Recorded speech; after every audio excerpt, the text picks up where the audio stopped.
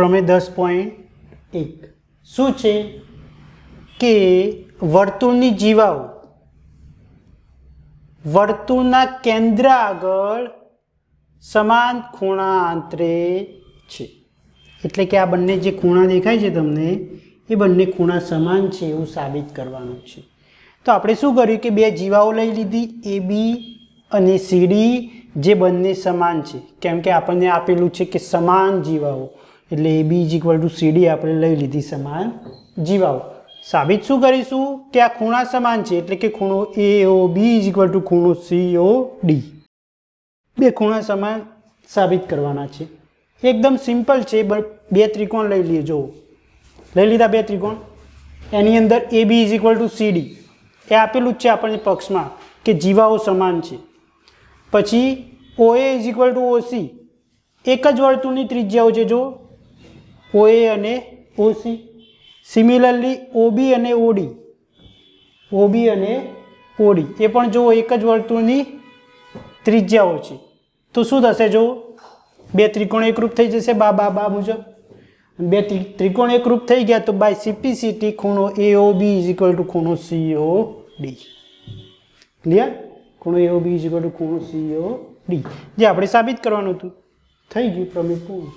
પ્રમેય 10.2 આપણે 10.1 જોયો એનું પ્રતિપ વિધાન જ છે. એની અંદર શું હતું કે આપણને જીવાઓ સમાન આપેલી હતી અને ખૂણા સમાન બતાવવાના હતા, પરંતુ અહીંયા કેવું છે કે ખૂણા સમાન આપી દીધા છે તમને. જો એઓબી = સીઓડી તો આપણે જીવાઓ સમાન બતાવવાની છે. એટલે કે થિયરમ શું છે કે જો વર્તુળની સમાન જીવાઓ વર્તુળના કેન્દ્ર આગળ સમાન ખૂણા આંતરે તો જીવાઓ સમાન થાય.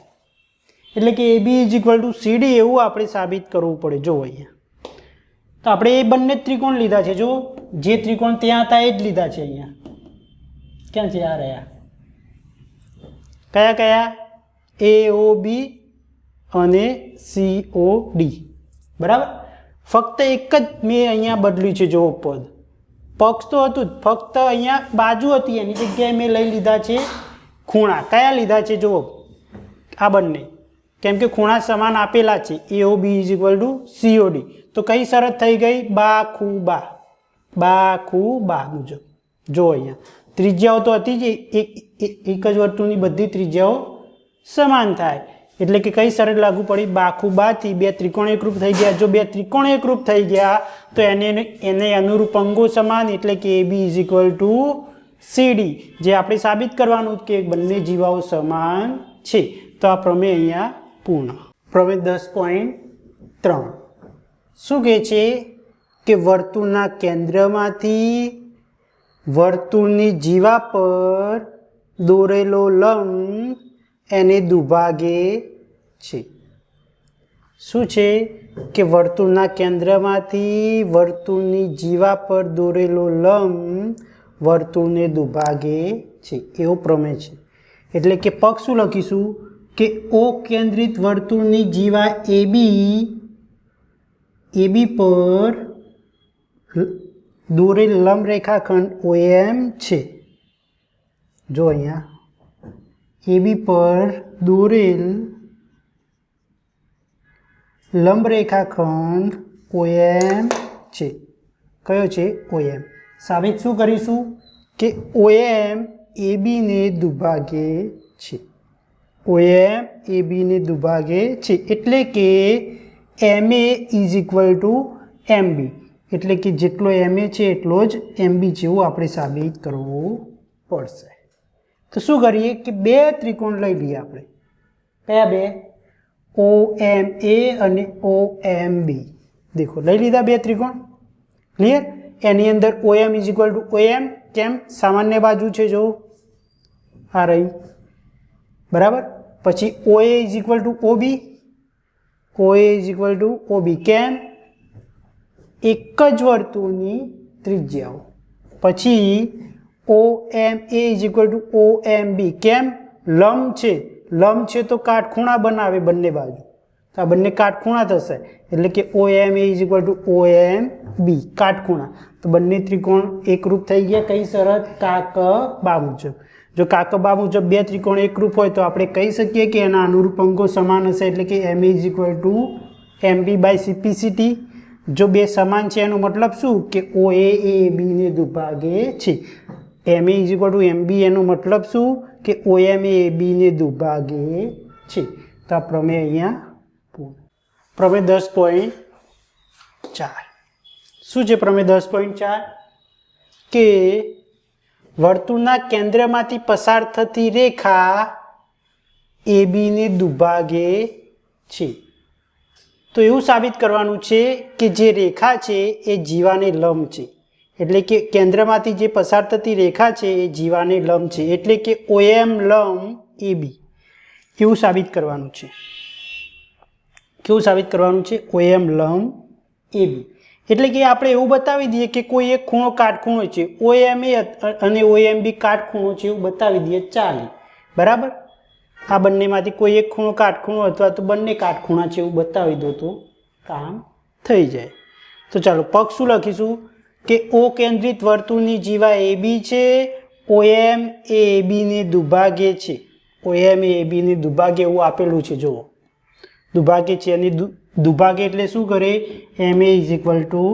MB ક્લિયર સાબિત શું કરીશું OM લંબ AB એટલે કે કોઈ એક ખૂણો કાટખૂણો બતાવી દઈએ ચાલે અથવા તો બંને કાટખૂણા જ થશે જો અહીંયાથી બંને કાટખૂણા જ થશે પણ કોઈ એક કાટખૂણો હોય તો બી કામ થઈ જાય ચાલો બે ત્રિકોણ લઈ લઈએ OMA અને OMB લઈ લીધા એની અંદર જુઓ OM is equal to OM સામાન્ય બાજુ છે પછી MA is equal to MB ક્યાંથી લાયા પક્ષની અંદર છે જો અને OA is equal to OB એક જ વર્તુળની ત્રિજ્યાઓ કેવી હોય સમાન હોય તો બે ત્રિકોણ એકરૂપ થઈ ગયા બાથી તો બાય CPCT OMA અને OMB કેવા થશે સમાન થશે બરાબર પરંતુ આ બંને જુઓ રૈખિક જોડના ખૂણા છે આ કિરણ અને આ રેખા રૈખિક જોડના ખૂણા છે તો એ બંનેનો સરવાળો કેટલો થાય 180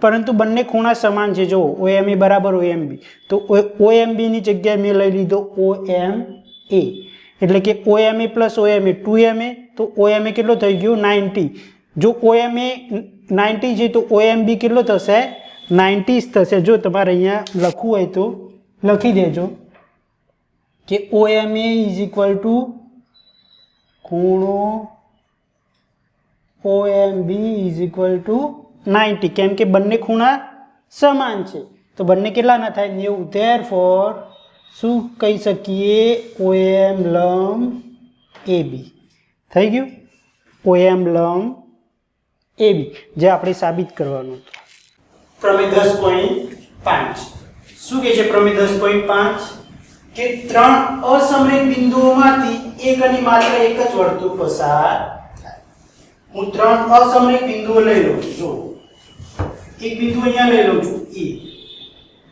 બરાબર બીજું બિંદુ લઈ લઉં છું અહીંયા કોઈ B અને કોઈ બિંદુ લઈ લઉં છું અહીંયા C આ છે આપણું A B અને આ C ત્રણ અસમરેખ બિંદુઓ લઈ લીધા બરાબર હવે હું AB અને BC જોડી દઉં છું ઓકે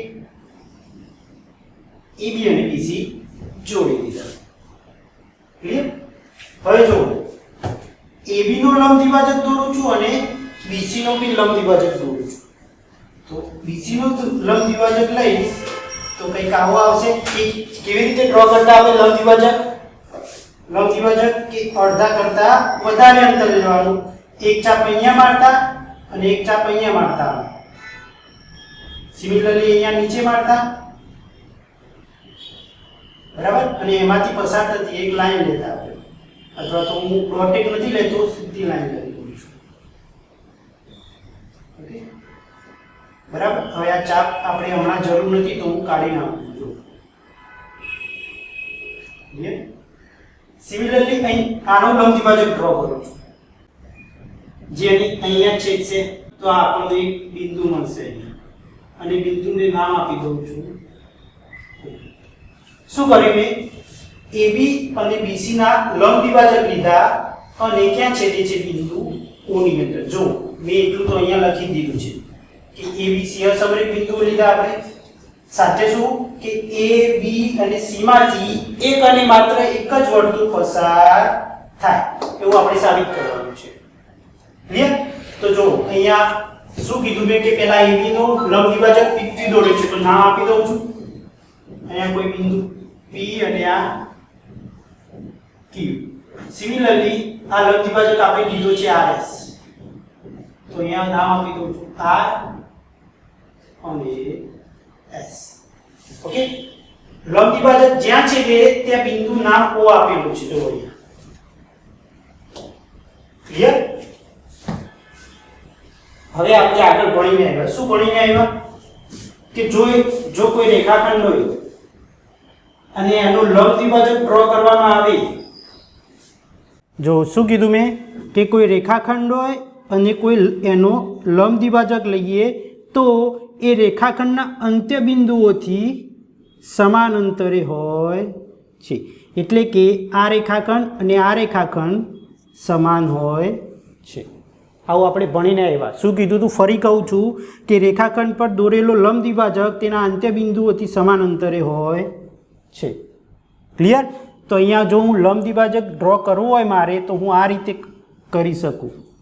સોરી, મારે જોઈન કરવું હોય OA, OB અને OC, તો OA = OB = OC થશે. બીજી રીતે બી તમે પ્રૂવ કરી શકો. કેવી રીતે? તો અહીંયા જુઓ, આનો લંબ દ્વિભાજક છે તો આ બંને બી સમાન થશે અને આ બંને થશે કાટખૂણા. તો જો આ કોમન બાજુ, આ ખૂણો અને આ બાજુ, તો કઈ શરત થઈ? બાકુબા થઈ. ક્લિયર? બાકુબાથી આ બે ત્રિકોણ એકરૂપ થઈ ગયા. જો બે ત્રિકોણ એકરૂપ તો એની અનુરૂપ બાજુ એકરૂપ થઈ ગઈ.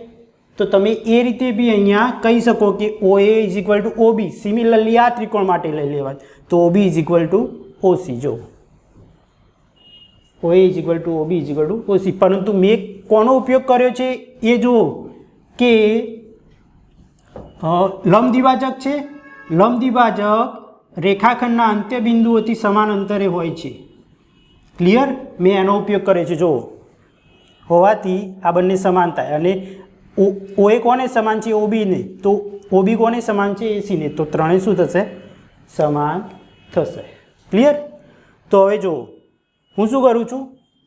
ઓને કેન્દ્ર લઉં છું અને OA જેટલી અથવા તો OB જેટલી અથવા તો OC જેટલી, તમને જે ગમે, કેમ કે ત્રણેય સમાન છે, તમને જે ગમે એ ત્રિજ્યા લઈ લો.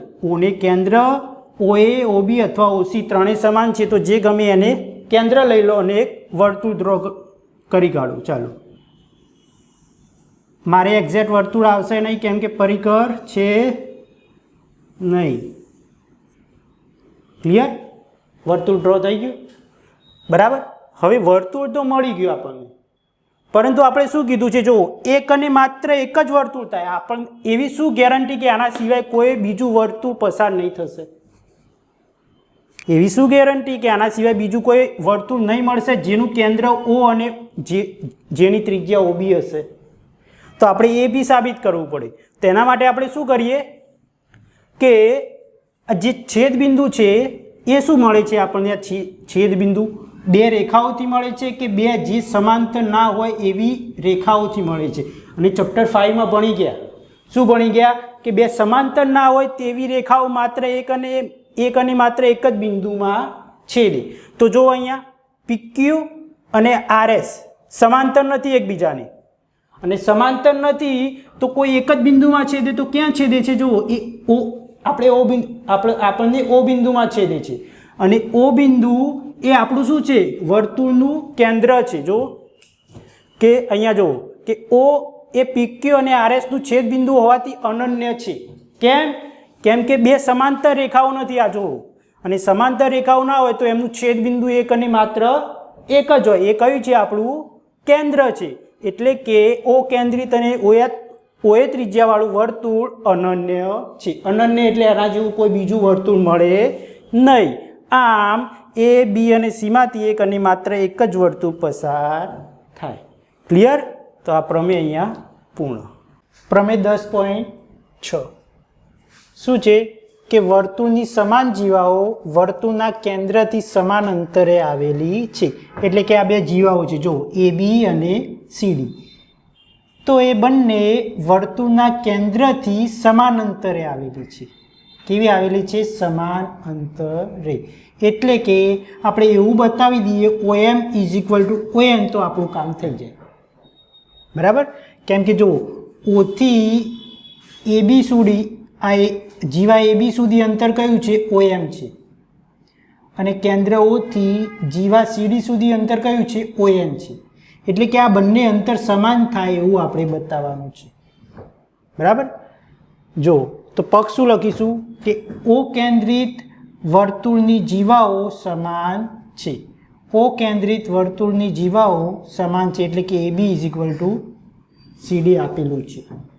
સાબિત શું કરવાનું છે કે AB અને CD કેન્દ્રોથી સમાન અંતરે આવેલી છે.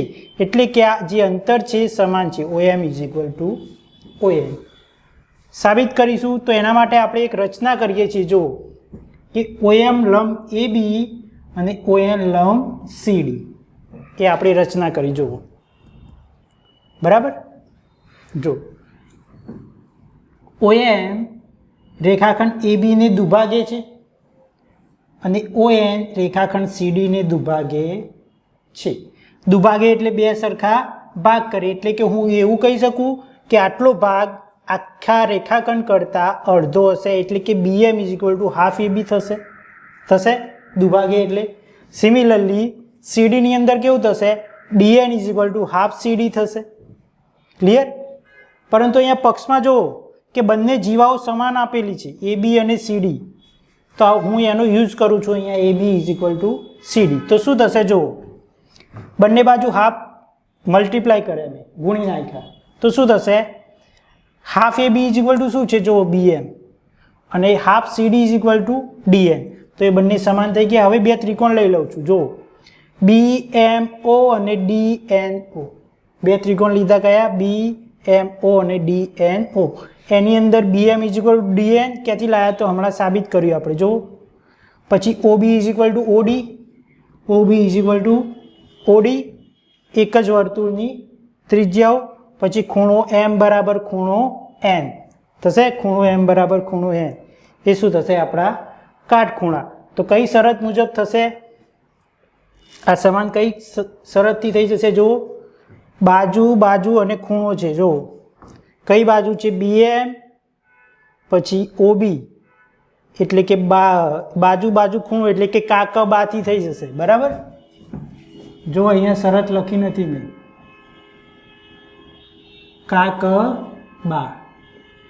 કાકબા મુજબ બે ત્રિકોણ એકરૂપ થઈ જશે. જો બે ત્રિકોણ એકરૂપ થઈ જશે તો આપણે એના અનુરૂપ અંગો એટલે કે OM = ON થઈ જશે.